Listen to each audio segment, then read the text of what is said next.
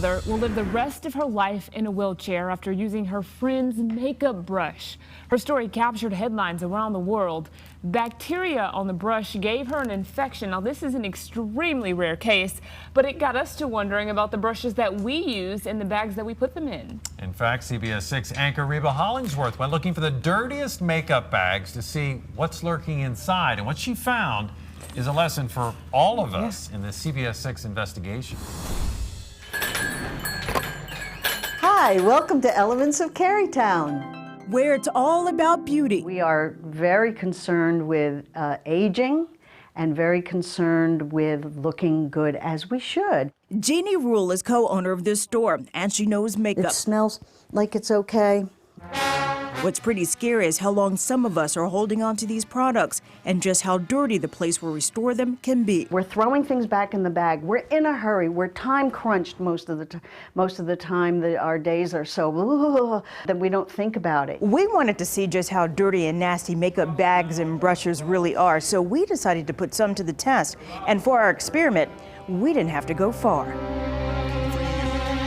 Is a CBS 6 breaking news alert. In TV news, both the guys and the girls use a ton of makeup. For our test, microbiologists from St. Air Technologies Laboratory out of Powhatan come to our studio to take samples from the makeup bags of 6 news personalities, including myself. This doesn't even have a lid on it. What we're going to be looking for is bacteria that could be residing on the brushes and sponges. There's various species of Staphylococcus, Bacillus, Micrococcus. It sounds ugly, but microbiologist Claire McDonald says it's not a serious threat to a healthy person.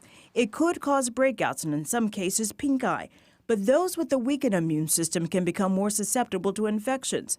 So we begin our test. We'll just go ahead and go in and start swabbing. First up, reporter Joe St. George. That sponge hasn't been changed in a long time. Joe just may have the filthiest bag. He hasn't cleaned it in 3 years. It's got debris from...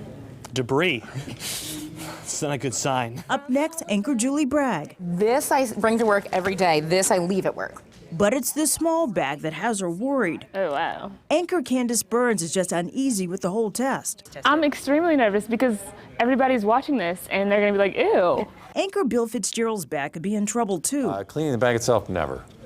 I was not even aware that that was a possibility. Meteorologist Nikki D. Ray isn't feeling too confident either. It's just dirty. It's real bad. I get my bag and brushes swabbed, but I have a confession. I cleaned them a month ago, but I do keep all my stuff together. If you use the brushes and then get, skin fragments and bacteria from that just live on our skin and then just throw them into the bag, those can come off and be in the bag itself. The St. Air team takes her samples back to their lab. Before we learn the results, Jeannie says your makeup bag and brushes should get a good scrub down at least once a week. Don't soak your brushes. Don't get water that goes down into the barrel. Those disposable sponges, chunk them after each use. As for makeup, the cream or water-based ones are the biggies to watch, like mascara. Anything that's liquid around your eyes, you should really get rid of in about 3 months. Lipstick, 6 to 8 months. Foundation, up to a year. You have a little more time with dry products like powder, blush, and eyeshadow, lasting as long as 2 years.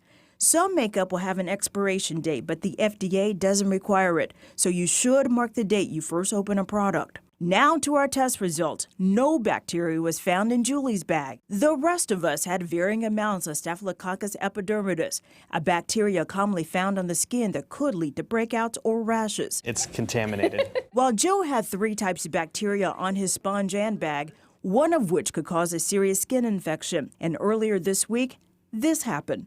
A possible bacterial infection around his eye. The doctors don't know for certain if it was caused by a sponge, but it could have been. Joe took some antibiotics and his infection has cleared up. He says he has cleaned his bag and threw away those old sponges and invested in these disposable ones. Now, this isn't just a lesson for Joe. Anyone who wears makeup can easily come in contact with bacteria. So keep your bag clean and keep track of those expiration dates. Working for you, Reba Hollingsworth, CBS 6 News.